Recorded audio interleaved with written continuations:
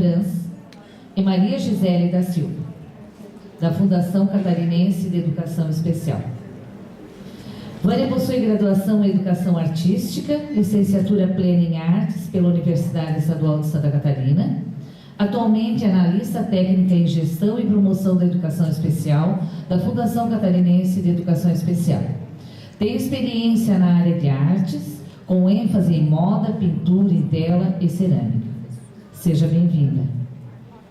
Maria Gisele é formada em Pedagogia, Educação Infantil e Anos Iniciais, professora do NAS, Núcleo de Atividade de Altas Habilidades e Superdotação, na Fundação Catarinense de Educação Especial. Seja bem-vinda também, Maria Gisele.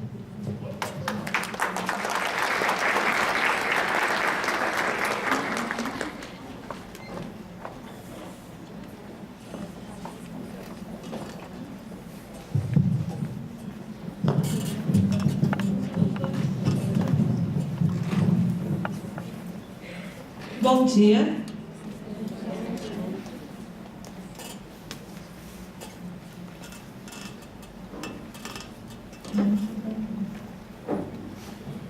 Bom, eu sou a Maria Gisele, então, lá da Fundação Catarinense. Lá eu atuo como professora de AEE, né, na área de altas habilidades e superdotação. E hoje a gente veio, eu e a Vânia, para conversar um pouco com vocês sobre esse público, né, em que muitas vezes eles ainda estão no anonimato. Então, vou passar um pouco de como isso está em Santa Catarina hoje, principalmente na rede estadual, que é o nosso foco lá da Fundação. Mas a gente também realiza as parcerias com os municípios, tanto para capacitação quanto atendimento desse público e também na ajuda de organizar, então, um sistema de implantação, tá?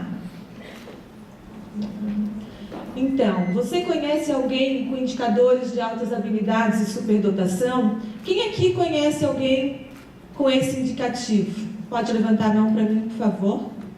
Pode ser na escola, pode ser na família. Bem pouco.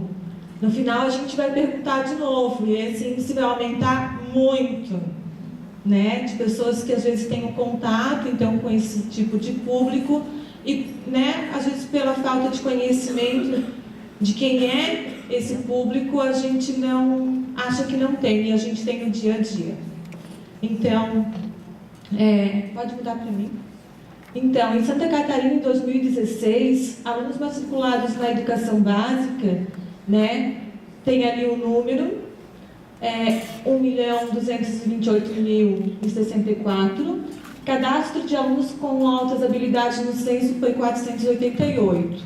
É um número muito pequeno perante a expectativa que se tem, né? Algumas pesquisas mostram que a gente pode encontrar de 3 a 5% do público escolar, da comunidade, da sociedade, com altas habilidades em alguma área do conhecimento.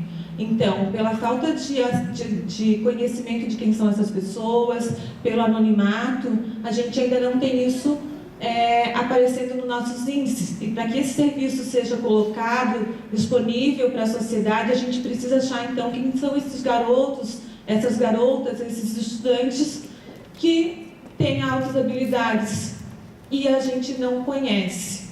E aí a gente vai ver depois com a professora Vânia quem são esses sujeitos, né? Que tem um potencial elevado, acima da média, de um padrão social, em alguma área, seja ela uma área específica, matemática, história, educação física, artes, liderança, e os meninos que são destaque na sala de aula, acadêmicos em todas as áreas, que a gente chama de inteligência geral. Troca para mim, por favor. Então, altas habilidades, um pouquinho das políticas públicas, só para vocês saberem de onde vem, né? Da onde que isso se iniciou a nível nacional e como está isso em Santa Catarina hoje. Né? A legislação é uma coisa que, se a gente procurar, está bem acessível. Assim, o MEC também tem uma proposta nesse sentido, e nós, do Estado de Santa Catarina, acabamos fazendo uma proposta de política diante da do MEC. Pode mudar para mim. Então, a LDB, né, já nos fala, então, dos alunos com altas habilidades e superdotação, né? Só que ainda assim, eles não eram vistos. Por quê? Porque na rede regular de ensino, né, na comunidade, quem é que é o destaque principal do público da educação especial? Pessoas que têm um déficit em alguma área do conhecimento, ou no processo de aprendizagem, ou uma deficiência auditiva, né, ou um transtorno, ou uma síndrome. E esses meninos não eram vistos. E ainda hoje a gente escuta muito as pessoas dizerem assim: bom, se ele é bastante inteligente, ele não precisa tanto de mim. E aí a gente vai começar então a ter uma percepção das diferentes necessidades educacionais desses sujeitos. Eles também são público da educação especial a nível nacional e a nível estadual. E aí a gente vai ver quais são as adequações necessárias para esse público, para que eles possam explorar e aumentar o potencial que eles já têm elevado em alguma área. Pode trocar para mim? Então, lá tem a resolução número 4, de 2 de outubro de 2009, que também institui as diretrizes operacionais para o atendimento educacional especializado na educação básica, modalidade educação especial, e novamente a gente tem esse público. Só que não se tinha uma preocupação tão grande, né? Ainda não tá a nível nacional, a nível municipal, a nível estadual, não se tem clareza de quem é esse sujeito e das suas necessidades. Hoje, né, 2017, a gente vai ver no ano que vem que o nosso índice que a gente tinha lá no começo, ele já aumentou bastante, a estatística já aumentou bastante. Por quê? Porque eles não aparecem como aparecem as pessoas com déficit. A gente vai ter que investigar e buscar esses sujeitos. Porque às vezes ele ser bom não me causa interesse ou pensar que ele precisa de algum tipo de adequação curricular ou de ajuda. Aparece muito mais se você tem lá na sala, então, uma criança com deficiência física, que precisa apoio alimentar, que precisa apoio pedagógico, ou então um menino que é surdo, que precisa, então, do atendimento, né, especializado na questão da Libras, da L2, né, da Libras como segunda língua, e aí o português, então, como segunda língua, a Libras como primeira. Ou então o deficiente intelectual, em que a gente vai ter que fazer todo um processo de qualificação mental, dos processos cognitivos superiores. Ah, mas ele já é bom, então eu não preciso ajudá-lo. Não, eu preciso, porque são pessoas que vão inovar a nossa sociedade. São pessoas que vão dar um a mais, que vão modificar, que vão trazer... A gente tem artistas, cientistas, a gente vai ter pessoal da psicomotricidade em destaque, então a gente tem que começar a buscar isso. O que ainda parece muito forte é que para o menino ter altas habilidades ou superdotação, ele tem que ser bom em tudo. E aí a gente não vai encontrar esses meninos bons em tudo. Ok? Aqui. Então, os alunos com altas habilidades e superdotação demonstram potencial elevado em qualquer uma das seguintes áreas, isoladas ou combinadas: intelectual, acadêmico, intelectual, então geral. Aquele menino que tem conhecimento geral de vários assuntos, ele se destaca no meio do grupo. Acadêmico é, então, quando ele tem uma área específica, como eu falei anteriormente, ele pode não ser muito bom em português, ou até ser ruim em português, mas ele é muito bom em matemática, ele se destaca em matemática e vai mostrar que está além daquele grupo, e o professor vai ter que, então, dar um suporte para ele. Vou dar um exemplo, eu gosto de trabalhar um pouco como exemplo, que é um menino que eu atendo lá em São José, de 11 anos. Ele é um menino que ele é da inteligência geral, né? E ele se destaca em algumas áreas, e uma delas é a matemática e a física quântica, que ele gosta de estudar com 11 anos. E ele foi para o treinamento das Olimpíadas de Matemática lá na UFSC. E aí depois eu acabei recebendo uma estagiária comigo, que estava lá nesse programa de treinamento, que depois a gente vai falar no período da tarde para quem está nas oficinas, como isso ocorre mais detalhadamente. Ele fez uma atividade proposta, que eu não sei nomear para vocês, e ele conseguiu resolver por um outro caminho que não era o proposto pelos professores e os monitores. Ele conseguiu resolver pelo caminho proposto, e aí a estagiária me disse que aquela atividade que ele resolveu, alunos do segundo e terceiro período de matemática às vezes ainda não dão conta. E ele tem 11 anos. E aí ele se interessa também por astronomia. Foi para a palestra de astronomia junto com os meninos do primeiro e segundo ano de astronomia. E as pessoas olhavam e a gente só via os cochichos. Da onde que eles vieram?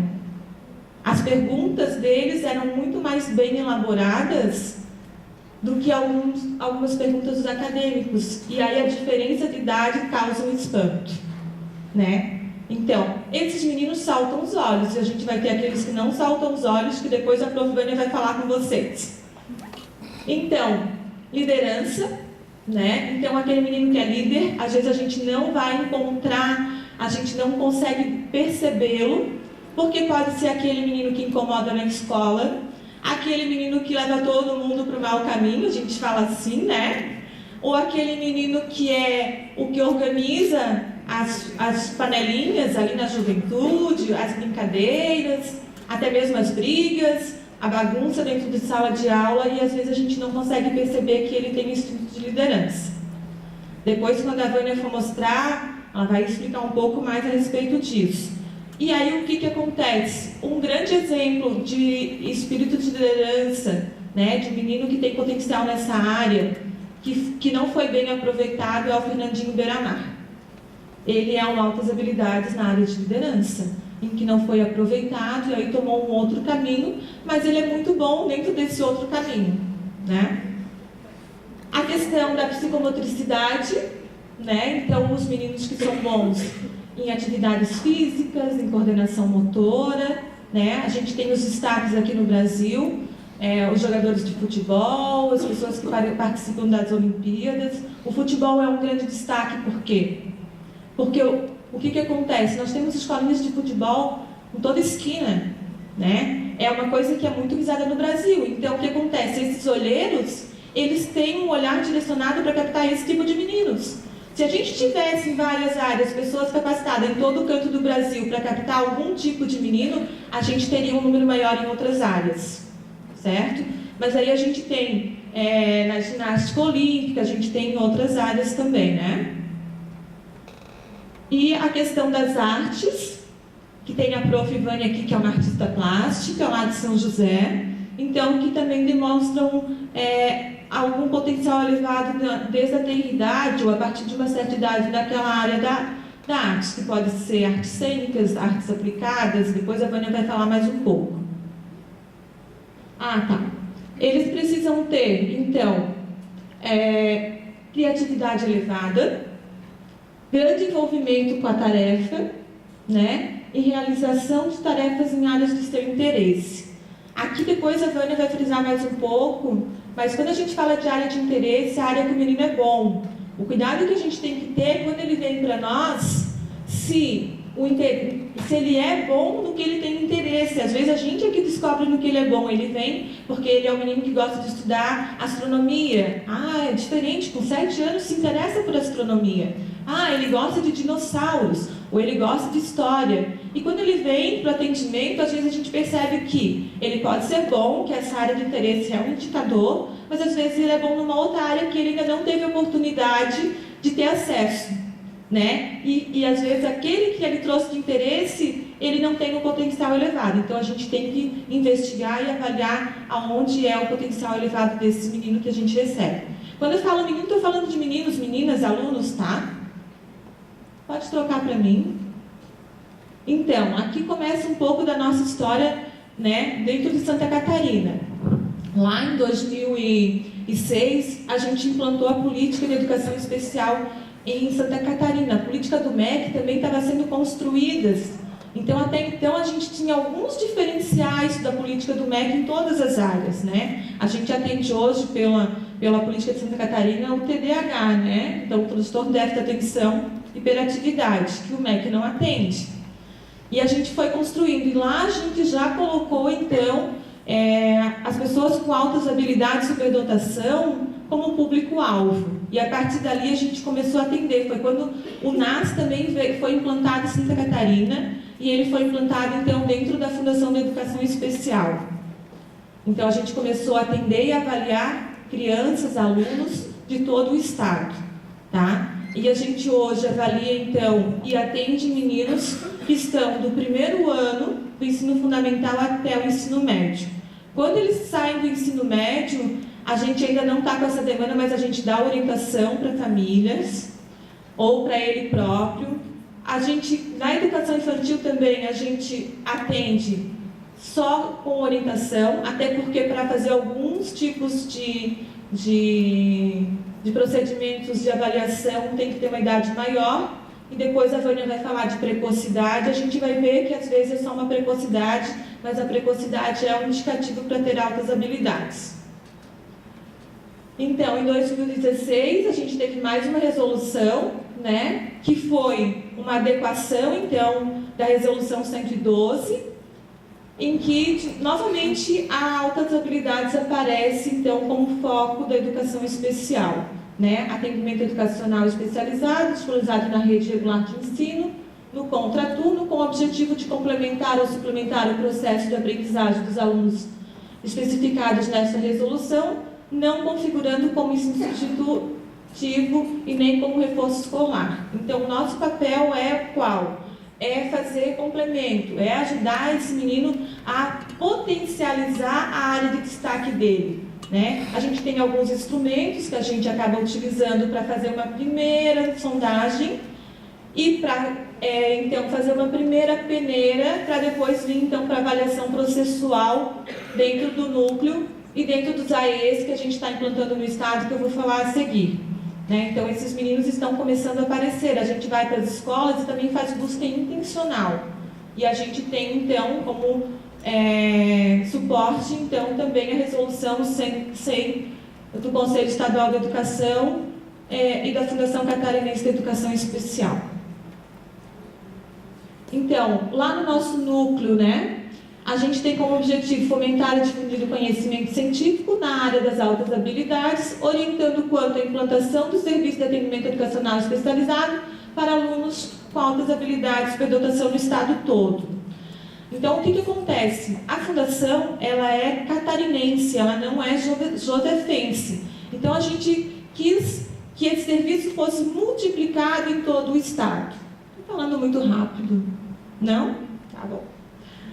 É que eu sei que eu falo rapidinho, por isso que eu estou perguntando. Então, nós não atendemos só alunos de São José. É claro que pela localização, os arredores fica mais fácil de acesso para a família, né? Então, a gente vem implantando, a gente começou ano passado, 2016, a implantar AEs em altas habilidades em algumas regionais, nas ADRs, né, nas agências regionais de Santa Catarina. Hoje a gente tem 17 núcleos em todo o estado, a gente não conseguiu ainda abranger todas as regiões, né, então ficam como polos, e aí busca as escolas próximas, tem atendimento ali. É um serviço novo, então a gente tem que estar buscando qualificar o que está implantado e dando continuidade conforme a necessidade vai aparecendo. O que vai acontecer? Esses meninos são captados dentro da classe regular, passam por avaliação, vão para atendimento, né? E tudo isso é um processo também entre a parte técnica, que é da fundação, e a parte mais burocrática, então, que é da Secretaria Estadual de Educação, quem autoriza, então, que esses meninos sejam incluídos nesses AEs e também para a contratação desses profissionais. Então, AE, altas habilidades. Na rede regular de ensino, o primeiro estado que está fazendo esse processo é aqui em Santa Catarina. No Brasil, nos outros estados, eles ainda são instituições especializadas, né? Ou então instituições privadas que também trabalham com isso. Então, a gente está inovando nesse sentido. E é um trabalho completo, né? Às vezes não dá para a gente dar um passo muito grande, porque precisamos mostrar que ele tem qualidade até para as questões públicas a gente conseguir manter ele. Certo? Então, esses meninos vão para lá, Para o atendimento, continua a avaliação processual, eles são incluídos na estatística, por isso que eu digo que esse ano a estatística vai ser muito maior, porque pensa, a gente tem 17 polos implantados. Né? Ano passado a gente tinha só 7. Esse ano a gente implantou mais. Tu podes mudar para mim? Aqui a gente tem um mapinha de onde foram implantados em 2016 e 2017. Né? Então, os que foram implantados em 2017 ainda estão num processo um pouco mais lento. Os de 2016 já estão mais configurados, já estão mais redondinhos, vamos dizer assim. E como é que a gente fez isso? Capacitando os integradores da região, ou os responsáveis pela educação especial, capacitando o professor que vai atender esse aluno lá na fundação, e a gente foi em loco, então, com uma palestra, né, regional, para todos os professores da rede, de 8 horas. E em seguida, depois que começou o atendimento, a gente também foi em loco fazer assessoria e dar orientações nas adequações que ainda são necessárias, porque é um serviço muito novo. Lá no polo a gente conta, então, com um professor e um pedagogo que é contratado com o nome de assessor pedagógico, por questões burocráticas. Então, quais são as atribuições dos dois? A atribuição é, primeiro, o professor faz atendimento, orienta a escola quanto às adequações e ajuda o pedagogo na busca intencional. O pedagogo faz o quê? Ele vai fazer busca intencional, ele vai acolher a demanda também encaminhada pelas escolas e pela família para fazer avaliação e orienta, então, o professor do AE também no atendimento. Então, é um trabalho coletivo. E, nesse trabalho, um pedagogo não tem conhecimento em todas as áreas, então ele vai fazer um papel de mediador. Ele vai buscar as parcerias no Estado. Né? Por exemplo, o IFES, que é nosso parceiro, né? O Senai é nosso parceiro, a Universidade Federal é nosso parceiro, nossa parceira. Como que a gente faz isso? Quando o menino tem uma área de interesse, de potencial elevado, que a gente não tem lá dentro do núcleo, a gente vai buscar, então, parceria com esses sujeitos. Agora está acabando, eu não sei se já terminou, mas eu acho que está acabando a parceria do IFSC com a robótica educacional lá do NAS, em que foi para várias escolas estaduais fazer a captação de meninos que são destaques, então, nessa área. E é um projeto muito interessante, porque aí essa parceria também traz profissionais especializados, e nesse projeto, quem estava como parceiro eram 2 professores do IFSC e um estudante. Então, é uma parceria muito legal. E aí a gente começa a identificar cada vez mais onde estão esses sujeitos, que também vão fazer um grande diferencial social. Então, é isso. Assim. Hoje, em Santa Catarina, a gente tem esse cenário.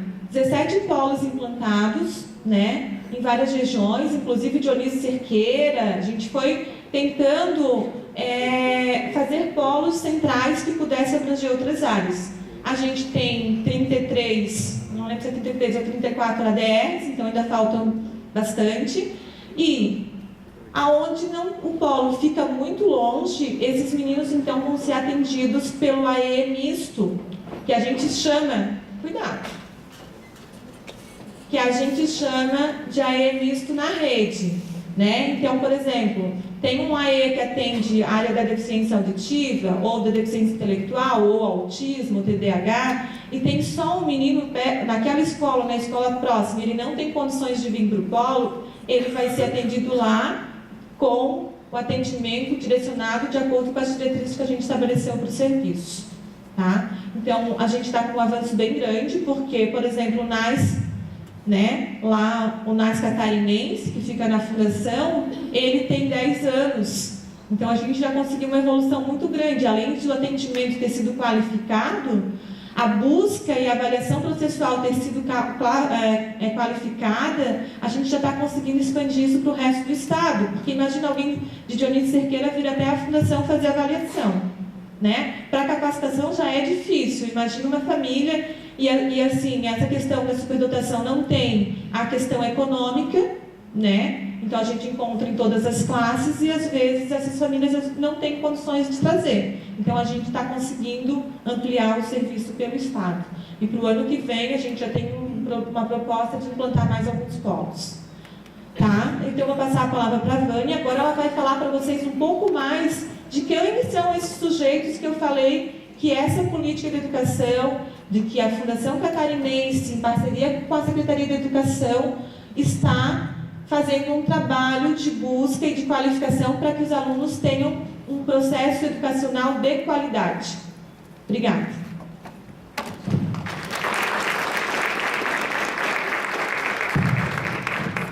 Bom dia a todos, então. Quando se trata de falar sobre as noções básicas, hoje a gente vai falar sobre o básico mesmo. Lá na Fundação nós oferecemos, através do NAS, nós oferecemos um AEE, né? E esse curso à distância, ele demora em torno de um mês, às vezes um mês e meio, né? E ali a pessoa pode propagar muito mais o seu conhecimento, né? E pode realmente ter mais essa qualificação.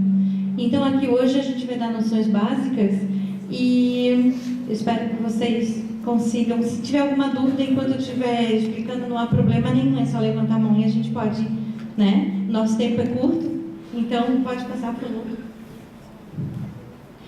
Então, são consideradas pessoas com altas habilidades de superdotação aquelas que apresentem, como a gente já falou, né, um potencial em algumas áreas do conhecimento, alguns domínios que podem ser combinados ou individualizados.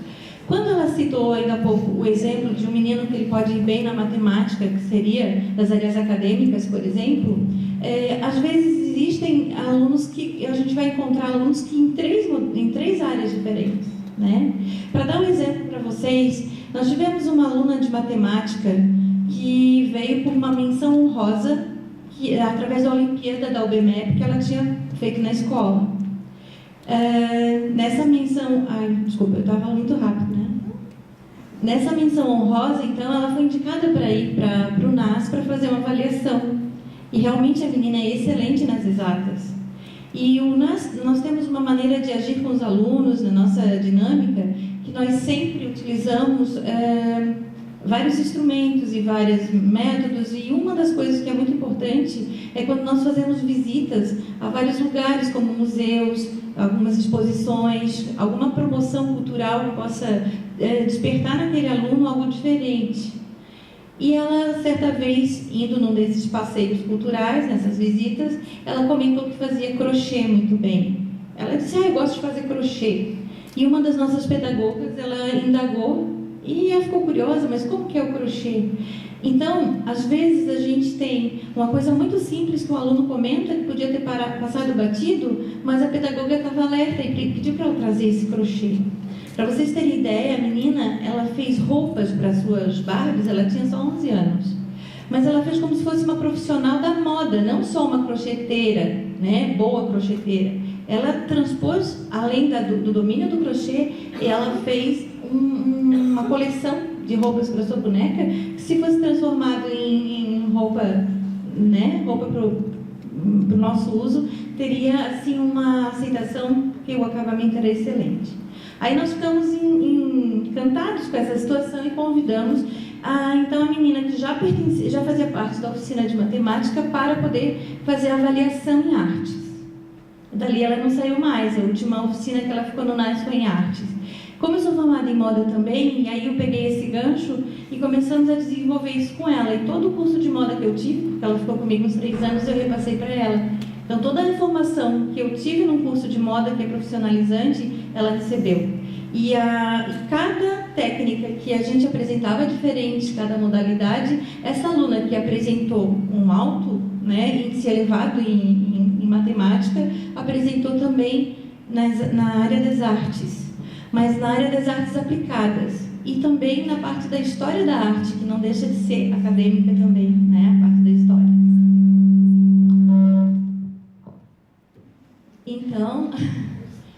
Então assim, só para dizer, né, que isolados ou combinados pode acontecer muito, pode acontecer em 3 áreas, em 4 áreas, em 2 áreas, ou pode ser muito bom numa só, né? E assim, nós constatamos então que essa aluna ela tem um domínio em muitas áreas. E assim, nem sempre acontece isso, né? Já é mais raro ter domínio em muitas áreas, mas essa realmente foi um desses casos que eu queria relatar. Então, assim, existem vários aspectos que são importantes para que a gente possa observar aonde esse indivíduo se encaixa, né? Então, habilidade intelectual geral é aquele indivíduo que na vida prática ele está sempre pesquisando alguma coisa, ele está sempre indo em busca do saber em cima dos seus interesses, mas ele sempre quer saber o porquê das coisas, ele investiga, ele é um autodidata, né? Ele vai atrás de cursos também, então ele tem, de modo geral, isso eu estou falando já em idade maior, né? Mas os pequenos são muito curiosos. Então, de tudo eles sabem um pouco, mas eles sabem, é um pouco que diferencia dos demais, né? O pouco dele é muito para a maioria que não se aprofunda em várias habilidades, vários assuntos. Então, a habilidade intelectual geral é isso. Ele tem esse domínio acima da média de muitas coisas, principalmente do cotidiano. Às vezes pode ser áreas completamente diferentes. Ele pode gostar de pesquisar sobre gastronomia, ele pode gostar de pesquisar sobre... aí já vai para a zootecnia, então aí ele vai... Às vezes nem sabe o nome daquela ciência e ele vai em busca, porque ele tem esse interesse. Aptidão acadêmica específica. Essa é uma das mais fáceis de se detectar, né? Porque, principalmente por causa do boletim escolar. Aluno que tem 10, 10, 10, 10, 10, 9, 9, 9 em tudo, alguma coisa ele já se difere dos demais. Essa constância de manter sempre a excelência. Por isso fica muito mais fácil da gente identificar se o aluno é bom em matemática, se o aluno é bom em história, se o aluno... Nas áreas acadêmicas fica evidenciado, porque ele está sendo testado durante um ano inteiro, vários anos, né? Várias séries. Isso vai se mantendo constante. Ele acaba ficando até visado entre os colegas. Esse aqui é o CDF, esse aqui é o que tira nota boa em tudo. E como o adolescente, a criança é muito observadora e gosta muito de comparar, eles logo já sabem, eles mesmo, entre eles, acabam definindo, esse aqui é bom. Às vezes eles sabem coisas boas que aquele aluno que o professor não percebeu. E eles sabem que aquele aluno se destaca. Então, nas áreas acadêmicas é muito mais fácil através do boletim, através das provas, da nota, pelo fato de que sempre vai estar aparecendo ali. Então, é muito mais fácil essa visualização. E isso vem, às vezes, camuflar outras coisas, né? Porque, às vezes, o rapaz ele não é bom em nada disso e ele é bom na área de artes. E aí, como é que fica? E ele é muito bom nisso. Isso a gente vai ver mais adiante. A capacidade de liderança, a Gi também citou ainda há pouco, que se não ela é excelente, mas se ela não é bem conduzida, ela pode ser extremamente perigosa, principalmente para uma mente que está acima da média, está acima dos demais, né? Então, nós temos no nosso país, pelos índices que a gente vê, muita gente com essa capacidade superior, que se não for bem conduzida, e é o que está acontecendo. Por isso a gente fala, crime organizado, eles são extremamente organizados, e tem sempre uma mente superior que está comandando isso, às vezes até de longe. Eles são quase que telepáticos, né? O negócio funciona bem. Pensa na organização. Isso está crescendo cada vez mais. Esses crimes e essas facções, esses grupos organizados, eles estão crescendo, eles estão se multiplicando. E sempre por trás disso tem alguém com uma mente com capacidade superior que consegue, é quase que um psicólogo, é tudo. Sim. Então, isso que a Vânia está falando é bem importante, porque assim, se a gente começar a olhar as pessoas, os alunos em destaque, tanto no ensino regular, educação básica, quanto no superior, a gente vai ver que a gente aproveita muito pouco. E aí aqueles meninos que são que tem um destaque muito grande, que a gente vê então aí nos programas de televisão, nos noticiários, principalmente em revista, Veja, Isto É, né, na internet, eles acabam sendo aproveitados por outros países para eles virarem cientistas, para eles conseguirem criar, estudar aquilo que eles têm como objetivo. Muitas vezes eles são captados para fora. Então, o nosso país não é um país que investe tanto quanto devia nesses meninos que podem trazer, né, na área das ciências, em várias áreas, novos conhecimentos e mudança social significativa. Acho que a gente precisava mais disso. Se vocês começarem a ler os noticiários, ou se começarem a pesquisar no Google, na internet, né, esses meninos que são bons na matemática, que são medalhistas, que são bons na robótica, outros países levam eles para fora com muita facilidade. Isso me faz lembrar uma situação que eu vivi com uma menina quando eu cheguei para dar aula num colégio particular em 2010. Eu continuei na fundação, mas aí eu fui convidada, eu acabei aceitando, fiz as duas coisas ao mesmo tempo. E já fazia um tempo que eu estava fora da rede regular. E a primeira coisa que a menina disse para mim quando eu entrei na sala de aula, e ela era uma líder nata, só que uma líder que estava sendo mal utilizada, ela chegou e disse: professora, se a professora tiver problema com alguma disciplina, com alguma coisa, com o barulho deles, é só falar comigo que eu dou um jeito neles e eles atendem na hora. É assustador isso. E funcionava. Só que aí também, como é que fica? Né? Se eu não aceito isso, comprei uma inimiga. Pronto, a minha aula não vai mais funcionar se ela não quiser. Se eu não aceito, então ali não é uma guerra de poderes. Ali eu tenho que ter a sabedoria para aproveitar essa... E aí tentar, sim, trazê-la para mim e utilizar esse conhecimento que ela tem, essa habilidade que ela tem superior aos outros, que é de, quase que vou usar o termo manipular, porque ela conseguia fazer isso, usar para o bem, sabe? Reverter, fazer ver que isso é muito bom se bem usado, né? Não só para dominar, manter a classe. Então, assim, a gente conseguiu, assim, bons resultados. Então, aquele bagunceiro, aquele que realmente tem um domínio sobre os outros, que é o que está sempre na patotinha, que está ali influenciando, a melhor coisa é trazer ele para a gente e dali começar a trabalhar a cabeça dele para aproveitar esse potencial. Que senão ele fica marginalizado por uma questão... isso é uma sequência, né? Aí a gente reclama, a gente tenta reclamar da atitude dele. Então, assim, a gente precisa pensar com muito carinho sobre esses que não são apenas bagunceiros. Alguns até são, né? São crianças, são adolescentes, mas não é só isso. A gente precisa ter um olhar bem específico para essa questão. E a capacidade psicomotora, né? Que envolve esportes, que envolve também ali as artes, porque o domínio das artes aplicadas, quando você precisa ter uma coordenação fina. Quando você vai driblar uma bola, quando você vai nadar bem, você tem que ter um cálculo mental para isso, para aquilo. Então, a capacidade psicomotora, ela atinge várias áreas, né? Ela se manifesta em várias áreas, na dança, nas coreografias, enfim. É a capacidade que ele tem de se articular dentro do meio de modo superior.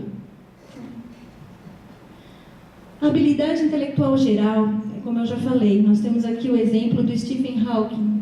Ele era inteligente e dominava várias áreas. Então, é uma pessoa que a gente pode dizer que é um gênio, porque o gênio não é só depois de morto, como tem gente que diz, depois para virar gênio tem que morrer, né? Não, é porque grandes pessoas no passado que tiveram uma contribuição superior realmente já faleceram. A gente sempre diz que o gênio é aquele que está à frente do seu tempo. Quando os demais começam a perceber a sua grandiosidade, ele já foi. É porque, às vezes, os demais demoram mais para perceber isso. No caso desse, como as mídias são rápidas, né? Hoje em dia a gente está aqui, está conectado com o Japão, com a China ao mesmo tempo. Então, a contribuição agora para a ciência, tanto ele quanto o Jobs, né? Na internet, essas coisas, são pessoas que a gente pode dizer que eles são gênios, porque a contribuição foi geral, foi para a humanidade. Então, esses são alguns exemplos, né, no caso de habilidade geral. Aptidão acadêmica. Quem já assistiu aquele filme Uma Mente Brilhante? Que foi com aquele ator Russell Crowe, né? Então, foi bem famoso. Oi?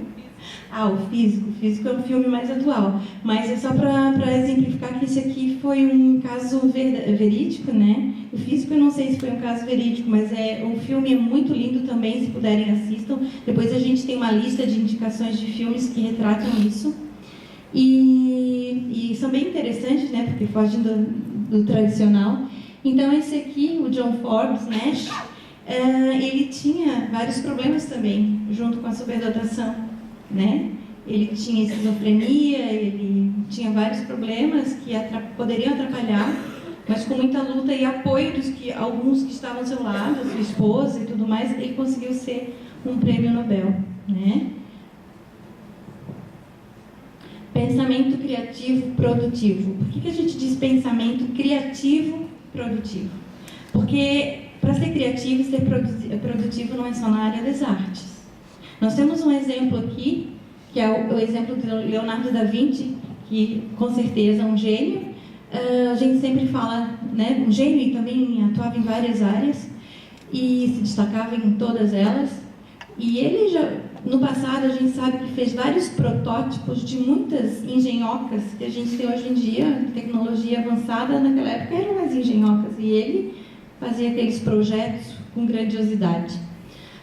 Leonardo da Vinci, né, grande expoente do renascimento artístico, além de todo o legado artístico que nós temos dele, inúmeras coisas ele fez. Os desenhos, as pesquisas de anatomia serviram para as universidades no período em que ele né, atuava. Então, assim, a contribuição dele foi enorme para uma época, e a visão dele era uma visão muito futurística, mesmo sendo no Renascimento. Então, ele é um exemplo muito forte, não só de arte, mas o pensamento criativo de modo geral. Ele era um inventor. Então, sim. De vez em quando dou uma admitida para colaborar, vou pedindo para a prof. Lá no NAS tem a oficina de robótica, e um dos meninos da oficina de robótica, em 2015, o nosso centro fica virado para um centro de reabilitação. E ele via meninos com dificuldade do caminhar, com andador, com muleta, com cadeira de rodas, entrando nesse setor. E aí ele levou para a oficina de robótica, propôs à professora que ele ia criar, então, um mecanismo para auxiliar na reabilitação de pessoas que estão começando a caminhar para treinar a marcha. E aí, lá na oficina de robótica, então, ele criou com uma esteira, um apoio, né, que vinha, a esteira em cima que vinha, em que o menino podia treinar a marcha diante disso. Então, ele é um criativo produtivo, porque a criação dele não foi só por imaginação, mas tem uma finalidade social. É um exemplo que, às vezes, está bem perto da gente. E esses, então, a Vânia já comentou tudo o que tinha, mas é interessante que às vezes a gente não percebe, foi uma iniciativa dele, de tentar resolver, colaborar com um problema social que estava próximo dele, em que alguns meninos nem percebem que ali na frente tem um centro de reabilitação.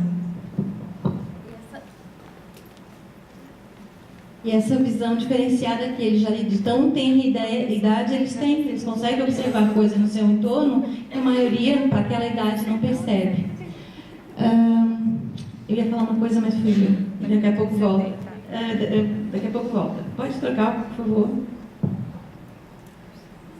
O que eu queria falar é o seguinte, que muitas vezes o criativo produtivo é aquele que faz sujeira em casa, é aquele que está sempre recortando, montando, colando. Muitas vezes a pessoa, a mãe ou alguém diz: meu filho, está fazendo essa sujeira. Para ele aquilo não é sujeira, para ele está investigando, está desmontando isqueiro, desmontando o computador. Quando a pessoa vê, meu Deus, acabou o computador, mas ele está investigando, ele quer saber o funcionamento. Isso para ele é muito forte. Oi? Um brinquedo caro, né, que ele tanto desejou, e daqui a pouco ele desmontou o brinquedo todo, e o pai entra em pânico, mas tanto tempo querendo um brinquedo caríssimo, e agora desmontou. Talvez a finalidade dele nem fosse brincar com o brinquedo, mas entender como é que funciona o mecanismo. E é desses princípios, essas atitudes, que se forem bem conduzidas e observadas, a gente vai poder dali estar dando estímulo e não deixar passar. Sabe? Passou aquela fase. Não, se estimulado, a partir do momento que apresenta esses indicadores, pode ser que seja só um interesse que fuja, mas pode ser que não, pode ser, a gente não pode prever isso. Então nós temos que aproveitar essa oportunidade e dar bastante estímulo. Temos aqui a capacidade de liderança, né? Um homem que conseguiu revolucionar toda uma nação. Na verdade, ele influenciou o mundo inteiro com a fala dele, com as atitudes, e ele não tinha escolaridade, não tinha nada, mas tinha uma capacidade de liderança muito grande. Então, nós temos o Mahatma Gandhi como exemplo de capacidade de liderança. Talento especial para as artes. Aqui a gente colocou Heitor Villa-Lobos, porque a gente foi no intuito de homenagear E a visão que ele teve da nossa música, da nossa arte, da nossa cultura, foi diferenciada. Ele não foi só um maestro, um músico bom, excelente. Ele conseguiu pegar uma música de cantiga de roda, transformar em música clássica, né? E essa transposição fez com que muita gente, digamos que não tinha uma cultura tão elevada, tão erudita, pudesse cantarolar as músicas dele. Então, as baquianas, o trenzinho, são músicas que vêm inspiradas nas cantigas de roda, por exemplo. Então, ele não é só altas habilidades por ser um excelente musicista, mas essa visão que ele teve, essa contribuição para a música brasileira é muito grande. Capacidade psicomotora. Eu acredito que a gente não precisa falar muita coisa, né? Muita gente não conhece o Brasil, mas conhece Pelé. Muita gente lá nos Emirados Árabes, nos primórdios, já sabiam que Pelé existia, trocavam figurinhas. Uma vez meu marido, quando foi muitos anos atrás, foi para o Marrocos e eles queriam saber se ele tinha selo para trocar. Tinha um selo, que na época tinha o selo do Pelé, e eles queriam o selo do Pelé. Então, assim, olha como isso afeta, né, toda uma cultura, toda uma identidade, porque ele foi um expoente nos esportes. Dupla excepcionalidade. Não sei se todos sabem, mas Beethoven, ele a princípio não sofria de surdez, mas muitas das obras dele foram compostas quando ele já estava completamente surdo. Tem um filme que é belíssimo, que fala sobre a vida dele, e ele mostra muito os prós e os contras, e depois as características positivas e não positivas que um superdotado pode apresentar. E ele com certeza conseguia. Se vocês assistirem um filme chamado Minha Amada Imortal, é um filme já mais antigo, da época de 80, mas mostra inclusive toda uma época da vida dele, uma época histórica, então é um filme de referência. Minha Amada Imortal. Mostra ele colocando a cabeça sobre o cravo ou o piano para poder ouvir a vibração enquanto compunha algumas das grandes obras que hoje a gente tem para assistir. Então, realmente, eu sou fã. Pode trocar. Ele é um exemplo muito forte. Nós temos um dos psicólogos, né, que atua muito com a educação, é o Joseph Renzulli. Então, ele é um americano que desenvolveu várias teorias em cima das altas habilidades. Nós temos a teoria dos 3 anéis, que é muito fácil para a gente perceber o conjunto de características marcantes que, através delas, se o indivíduo tiver, a gente consegue a congruência que é a superdotação. A superdotação aqui é aquela parte escura, que é o conjunto de todas as outras, a congruência de todas as outras. Então, nós temos essa parte escura, que seria a superdotação. Em amarelo, nós temos o envolvimento com a tarefa, que a Gi falou anteriormente. Envolvimento com a tarefa não é só começar, fazer bem feito e terminar. Muitas vezes a gente recebe mães lá no NAS que dizem assim: ai, meu filho, olha, ele não quer fazer outra coisa senão só ficar fazendo cálculo. Então ele lê livros, noite, dia, se tranca no quarto e não quer mais nada. Chega a ser preocupante pelo fato de ser diferente e ser uma constância isso na vida. E essa predileção por isso, esse envolvimento com essa tarefa, na produção de alguma coisa, ficar desenhando o tempo todo, muitas vezes preocupa os pais, os responsáveis, porque é uma coisa que foge à normalidade. Ele deixa de fazer outras coisas para fazer aquilo. Então, quando a gente fala de envolvimento com a tarefa, o aluno ele tem uma motivação que é interna. Não é que alguém fica do lado de fora dizendo: vamos lá, faz isso, e ele faz e consegue bem. Não é. A motivação parte dele. Ele deixa outras coisas para fazer aquilo, porque aquilo é mais interessante. E o mundo dele parece que... Eu tenho uns alunos que eles dizem: professora, se eu pudesse, eu estou vivendo uma angústia, porque agora eu estou no 3º ano do 2º grau, eu tenho que dar conta de tudo, e se eu pudesse eu largava tudo e eu desenhava noite e dia, e fala com paixão. Então eu sinto que eles vivem nesse momento uma angústia, porque é aquilo que a sociedade impõe, e ele precisa ter o estudo e tudo mais, e a natureza dele clamando ali, dizendo, é hora de desenhar, é hora de criar, é hora de fazer isso, porque o cérebro dele não está parando, está criando, está criando, está criando. Então, não fazer isso também angustia. Então, esse envolvimento com a tarefa é muito forte, é uma coisa incomum, não é aquele envolvimento assim, comecei, eu sou empenhada, eu sou muito caprichosa, eu fiz bem feito, acabou. Não é só isso, é um envolvimento forte, visível, que você vê que aquilo ali tem paixão, ou então uma curiosidade muito grande em cima de um tema. Não deixa de ser um envolvimento com a tarefa. Então, para que seja superdotado, precisa ter os 3 anéis: envolvimento com a tarefa, criatividade, habilidade acima da média. Mas quando vem lá para o NAS, ou quando ele vai passar por uma avaliação num centro que vai avaliar a superdotação, ou na escola, ele não precisa, nesse momento da avaliação, ele não precisa apresentar os 3 anéis. Para isso, nós existimos enquanto pessoas que vamos auxiliar na busca dos outros anéis. Então, se ele é extremamente criativo e ele tem um grande envolvimento com com a tarefa que ele produz, ou com um interesse muito profundo nessas pesquisas que ele faz dentro das artes, mas aí na criatividade ele acaba reproduzindo muitas coisas que ele já viu. E aí a gente vai trabalhar a criatividade. Se for a atividade, for a habilidade acima da média, e ele não tiver, por exemplo, envolvimento, ele faz, não quer acabar. Ele só quer concretizar o que ele está fazendo e não acaba. Se ele não trabalhar isso, ele nunca vai conseguir comprovar a superdotação. E se ele não consegue oferecer um produto. Se não existe produto, não tem como avaliar, porque a pessoa precisa produzir alguma coisa. Quando eu falo produto, não é só o produto plástico, não é só produto palpável. Pode ser a criação de uma poesia, pode ser um canto, pode ser alguma coisa, é um produto. Pode ser uma discussão sobre um assunto, é um produto que partiu dele, tá? Então, quando ele tem um ou outro, a gente precisa ir atrás dos 3. E é nisso que a gente está, o nosso propósito maior de apoiar o aluno para poder fazer isso. Então, para isso existem os métodos, para isso existem as nossas ferramentas que a gente avalia enquanto ensina, vai estar estimulando, avaliando, para ver qual é a resposta que ele nos dá. Incentivando também e tentando trabalhar esses problemas. Eu tenho um exemplo de uma menina que com os primeiros trabalhos dela, eu já vi que ele tinha um potencial diferenciado. O envolvimento com a tarefa é certíssimo que ela tem. Mas ela tem uma falta de capricho, onde ela está, ela suja tudo, ela inteira, toda, roupa, tudo.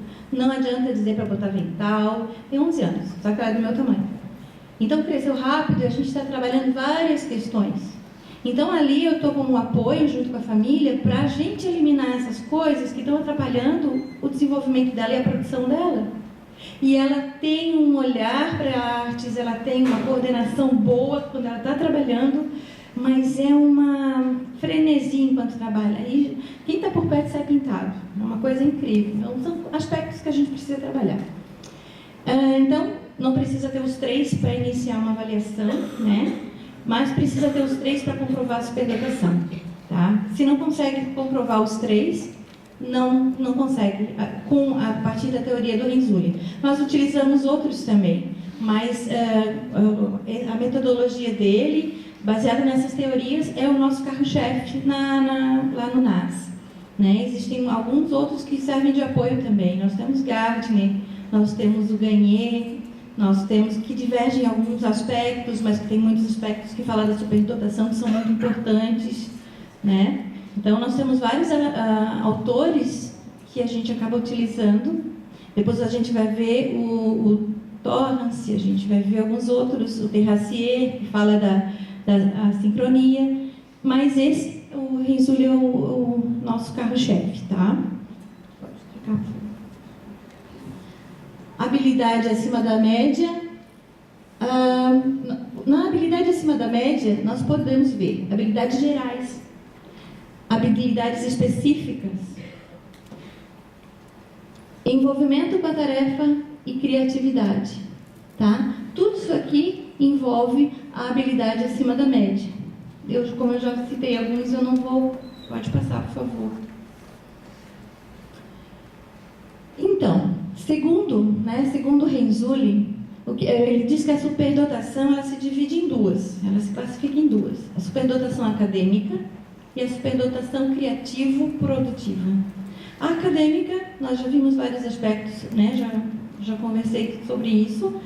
É muito mais fácil de ser visível, de ser mensurada, né? A gente pode inclusive até calcular. Mas na área do criativo, no criativo produtivo é mais difícil, porque mexe com muita abstração, mexe com criatividade, mexe com, com coisas que não dá para ser mensurada.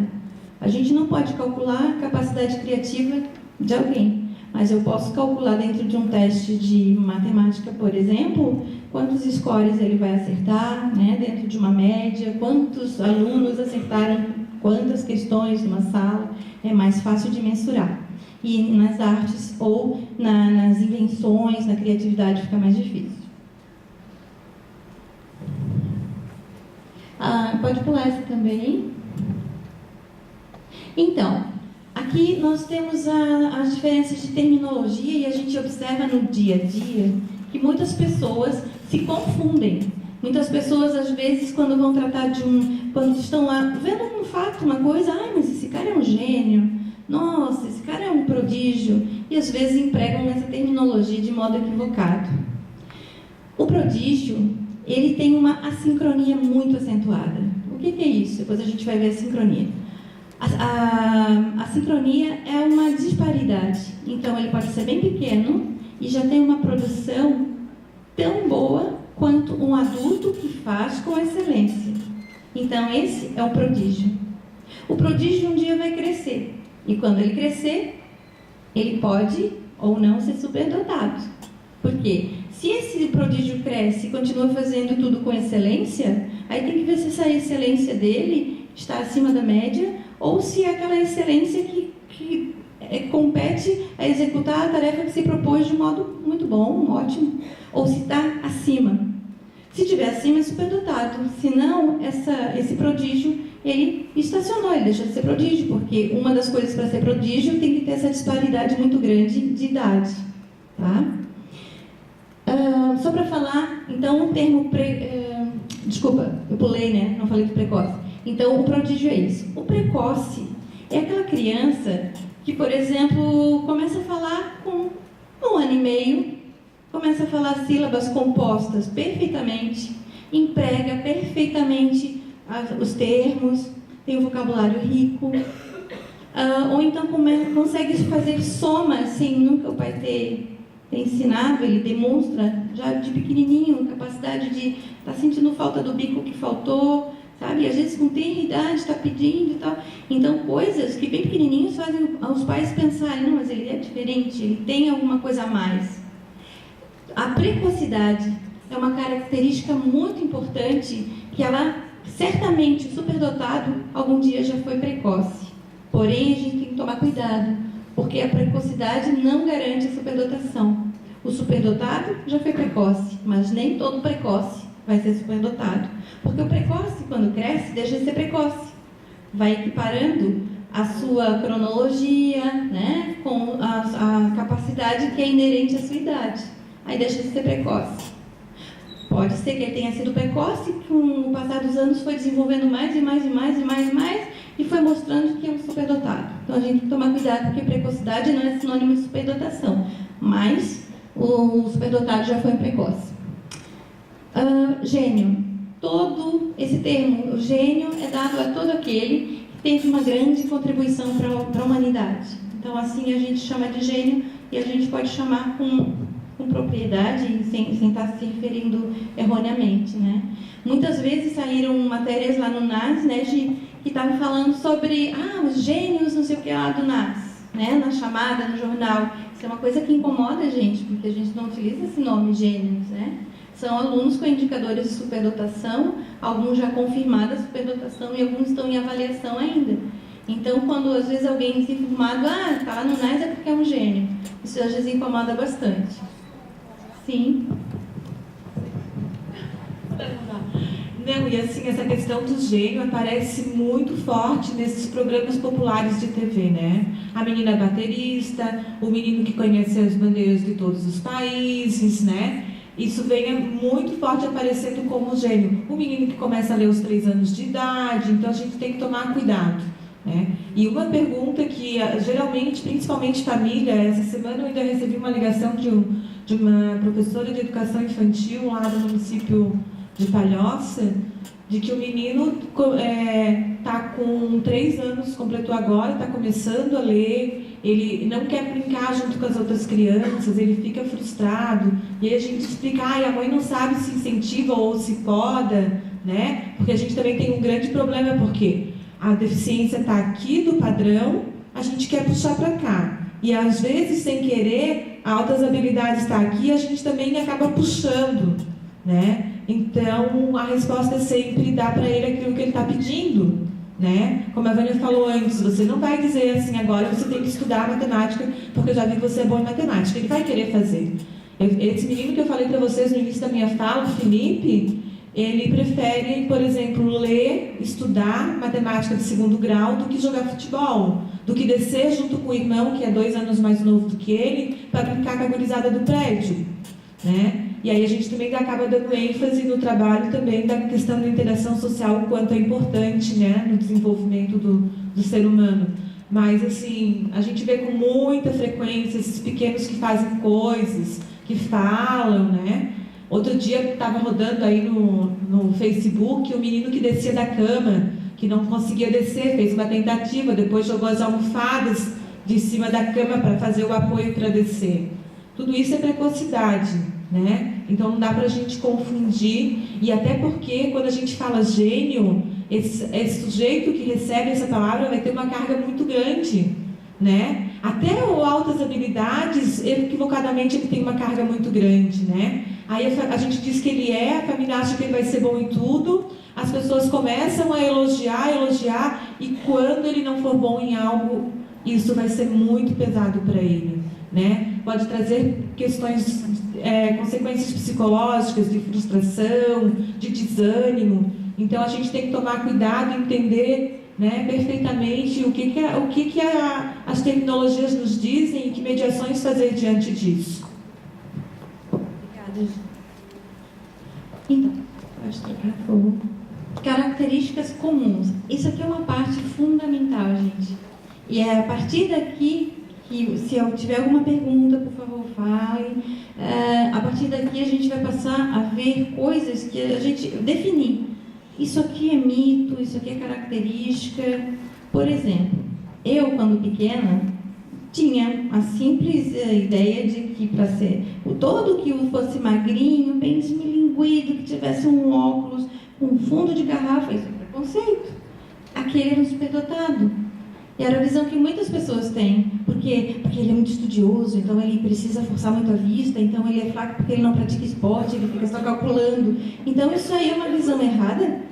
A gente diz assim, ele é o típico superdotado. Como assim o típico superdotado? Né? Típico baseado em quê? Às vezes esse embasamento que a pessoa tem é equivocado. Então nós vamos ver as características.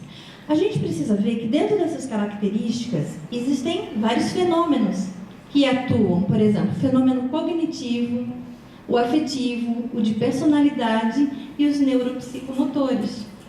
Todas essas questões vão afetar o indivíduo. Então, às vezes, dizer, esse é um superdotado típico, como assim superdotado típico? A gente até pode falar, mas seriamente não dá para a gente colocar ele dentro de uma monotipia, digamos assim, né? Não, por quê? Porque ele tem todos esses aspectos que têm que ser analisados, alguns deles são combinados, alguns aspectos desses vêm para camuflar a superdotação. Às vezes o indivíduo tem superdotação, mas ele tem outros aspectos tão fortes que precisam ser trabalhados, que às vezes camufla, e ele não consegue mostrar isso, não consegue provar, porque para a gente provar a superdotação, a gente precisa ter um produto, como eu já falei, não precisa ser só um produto artístico, mas uma produção, uma manifestação que sai e que apresenta a criatividade desse indivíduo.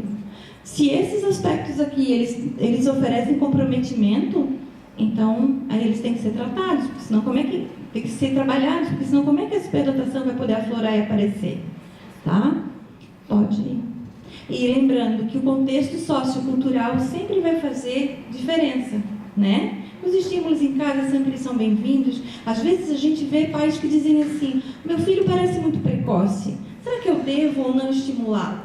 Ora, minha resposta vai ser sempre sim, sim, sim, né? Claro que existem, por exemplo, crianças, por exemplo, que podem ter autismo e podem ter um hiperfoco. Então é bom estimular não só aquilo, para ele não ficar só naquele hiperfoco, tentar sempre dar outras opções, mas o estímulo sempre vai ser bem-vindo. Quando eu era bem pequena, minha mãe foi a uma consulta no médico e me levou por não ter com quem deixar. E aí eu comecei a falar sem parar e o médico disse: quem é esse papagaio aí que está falando? Aí começou a conversar comigo, eu tinha 1 ano e meio e eu conversava. Eu tinha uma precocidade. E aí o conselho sábio que ele deu para minha mãe foi: jamais ensine, fique estimulando a sua filha, porque tem mães que no final das contas fazem isso e a criança fica depois muito explorada, a criança fica muito visada e isso é prejudicial. Minha mãe voltou para casa arrasada e a partir dali contou ela para mim que muitas vezes eu fazia perguntas: é isso, né, mãe? Eu não perguntava o que era, eu já dizia o que era, só queria confirmação. E ela dizia que ela tinha medo de ir além por essa questão equivocada que o médico falou. Sabe lá se eu não ia virar superdotada se eu pudesse.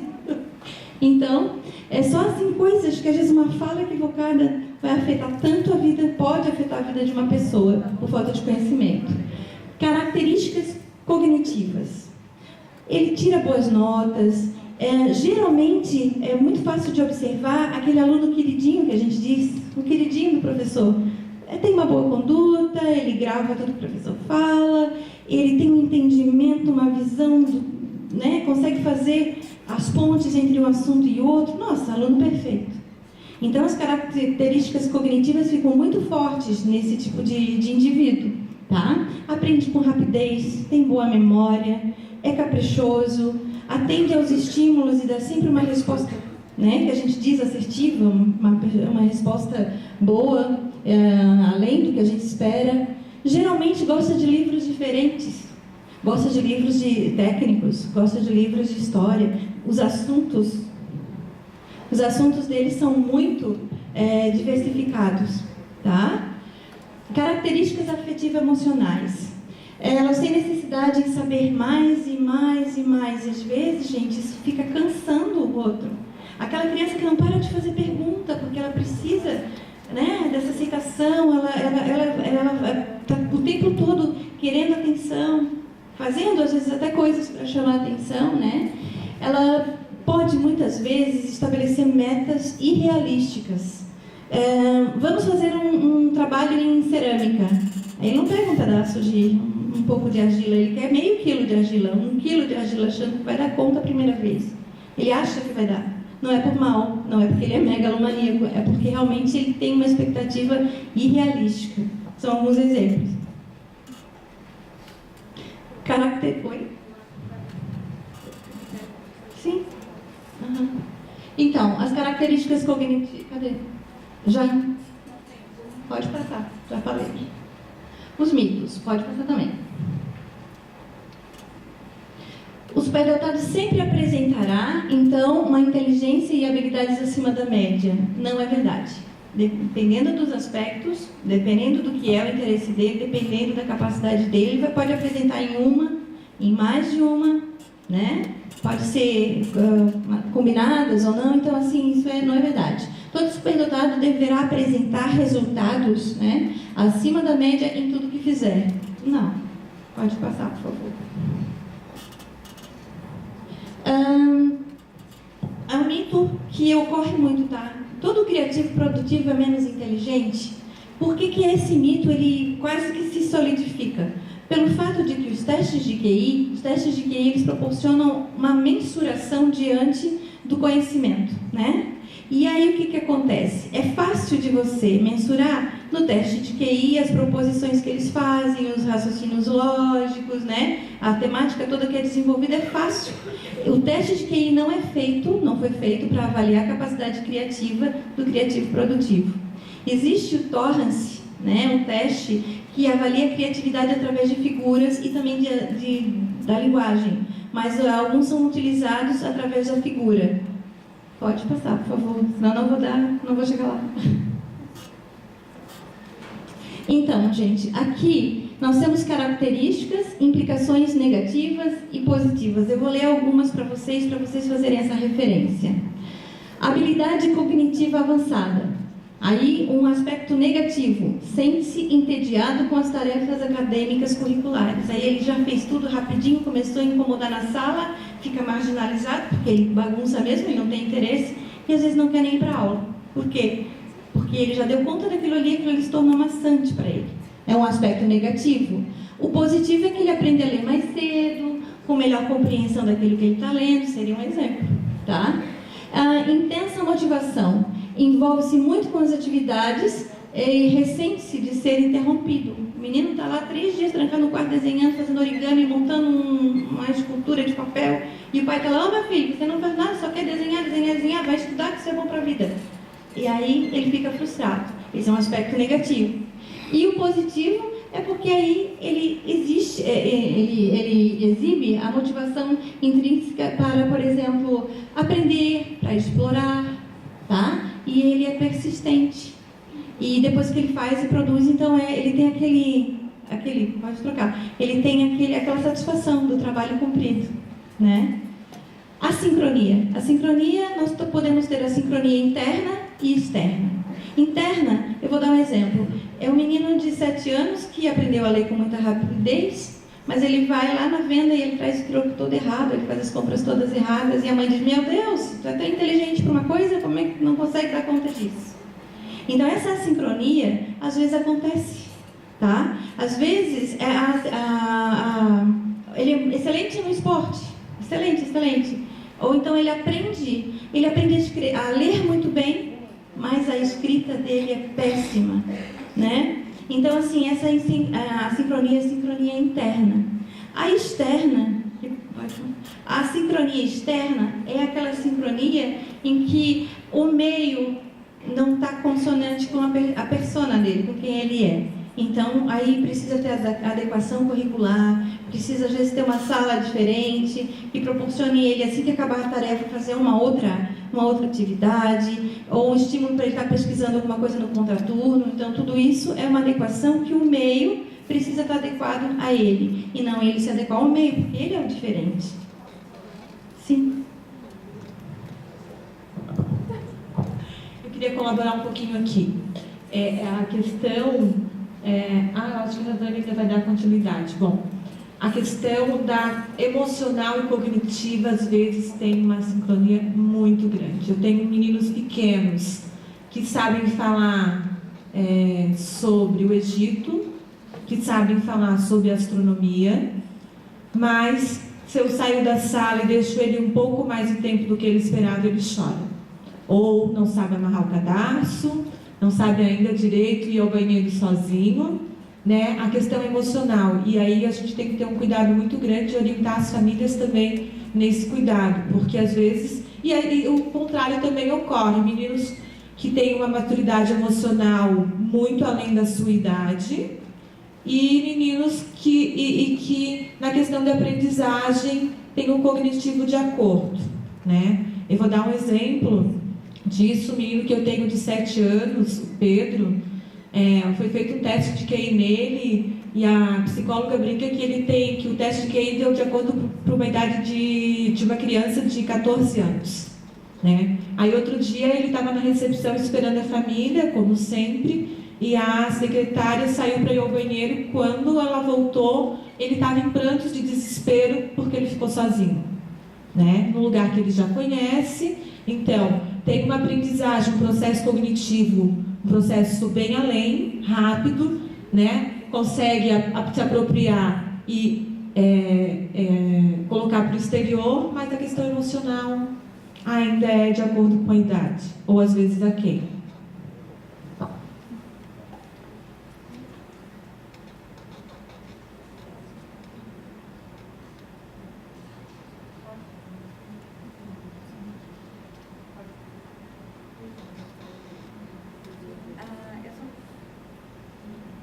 Pergunta, quando falta 10 minutos é para encerrar tudo porque eu avancei ou agora... 5 minutos? Vocês me esperam 5 minutos só para eu dar sobre isso? Já fechou o horário? Estou perdida. Porque elas teriam um tempinho para perguntas, mas talvez... Mas quem sabe as perguntas já vêm de encontro com o que a gente quer falar? Pode Não, ser? mas eu vou só fazer essa relação aqui só para eles saberem onde buscar. Pode ser? Então, assim, quais são as formas de identificação que a gente tem utilizado e tem orientado em todos os lugares que tem atendimento em Santa Catarina? Indicação por meio de testes, daí tem o teste de QI, que é uma indicação. A gente tem indicação por meio de protocolos, né, científicos. A gente usa um da professora Soraya Napoleão. Então, ele é aplicado com o aluno, né? Depois do 5º ano, ele é aplicado com o aluno, com o responsável, que conviva com ele mais de 2 anos, e com o professor. E aí, ele tem que dar um resultado em 2 dos protocolos acima 50 mais 1. Então, acima de 50% em 2. E aí a gente tem que tomar um cuidado, porque alguns meninos se reconhecem, né? E outros não se reconhecem bons em alguma habilidade que ele tem um potencial elevado. A gente, então, vai ter, né, como eu falei, pelos protocolos, a indicação da família, e também sem o protocolo, a família mesmo procura, porque sente que tem uma diferenciação, né? E a escola também, porque aí consegue comparar entre os pares, né? Então, entre os pares fica mais evidente. Pelo próprio aluno, indicação pelos colegas, porque quando você aplica um protocolo e pergunta quem da sala é bom em matemática, então vários amigos vão apontar para o mesmo, e geralmente são aqueles que se destacam, que os amigos querem fazer trabalhos, atividades juntos, né?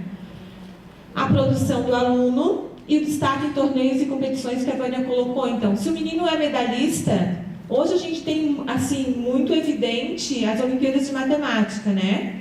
Mas se no município teve uma Olimpíada de português, de redação, de xadrez, então que ele é medalhista é um indicador também.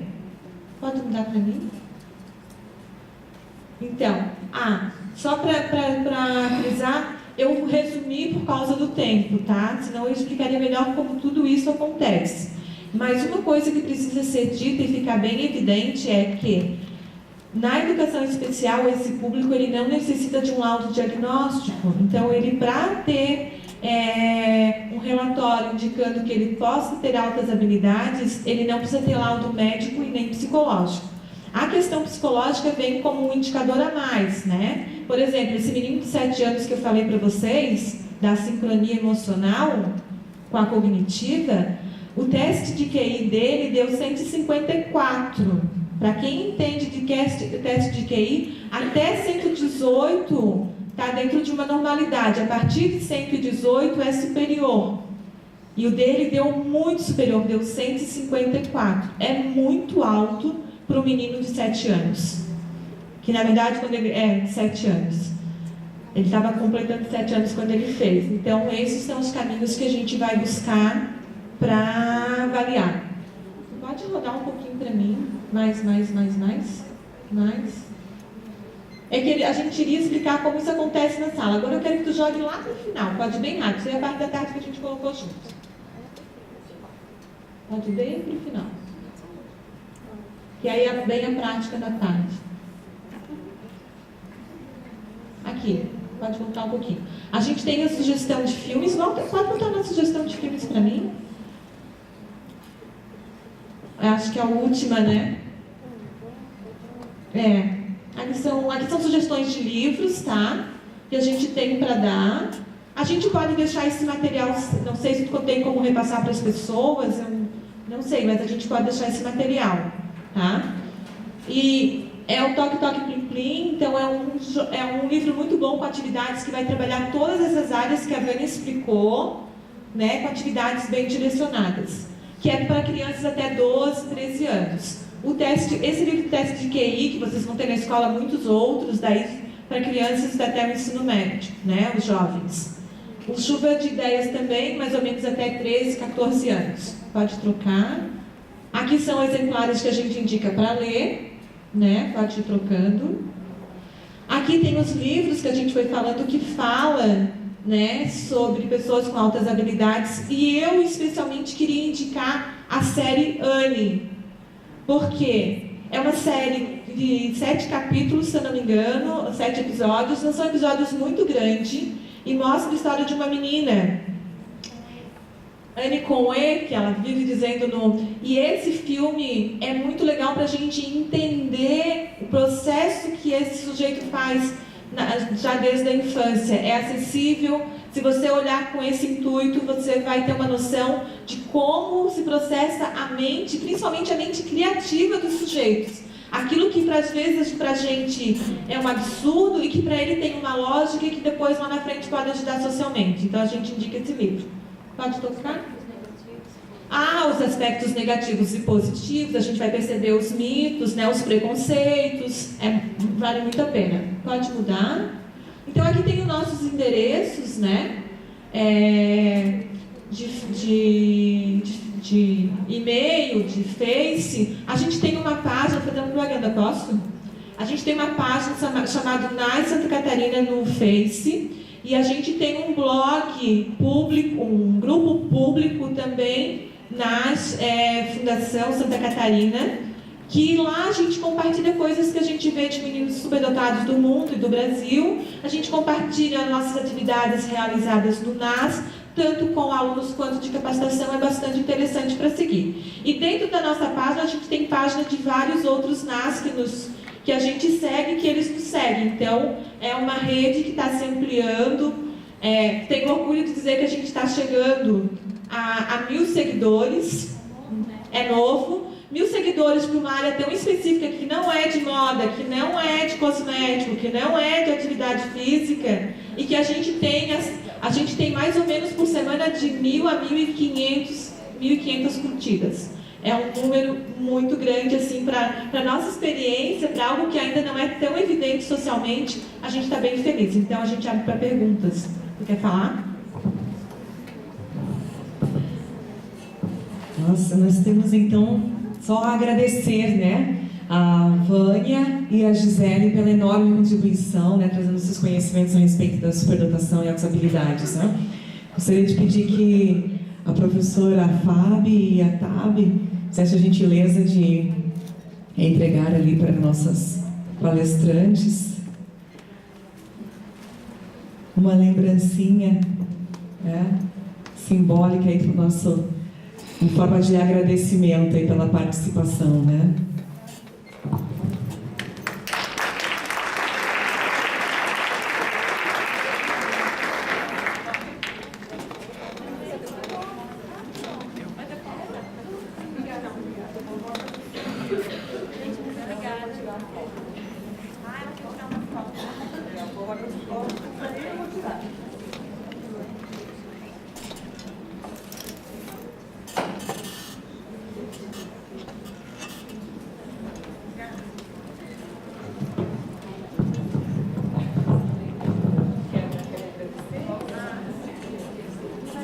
Gente, falar das altas habilidades para a gente que está vivendo isso o tempo todo, e a gente está sempre descobrindo coisas novas, é muito pouco tempo, sempre é muito pouco tempo.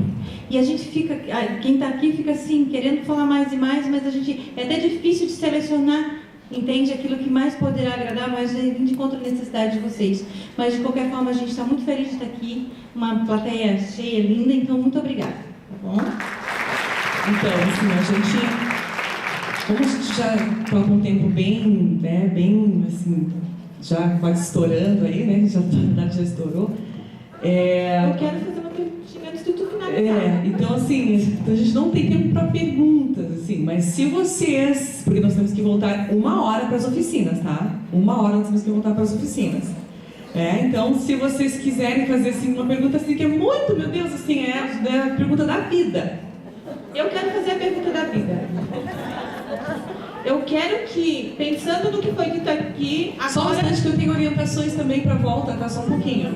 Eu queria saber agora, diante de um pouquinho que vocês ouviram, quem acha que já teve acesso a contato, interação com pessoas com altas habilidades?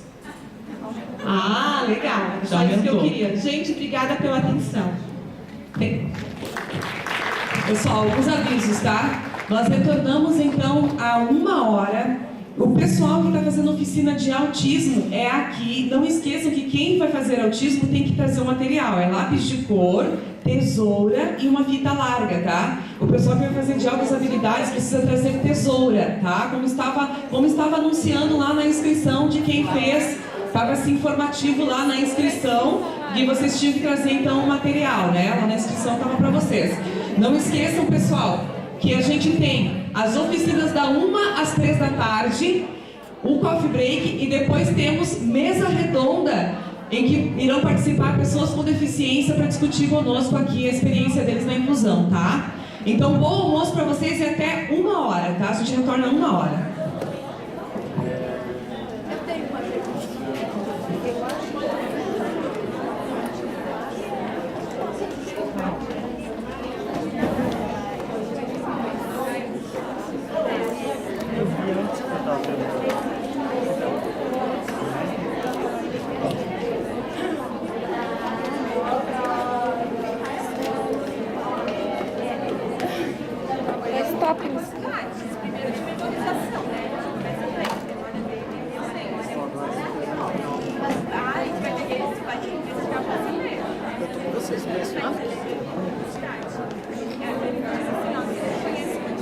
Já vou.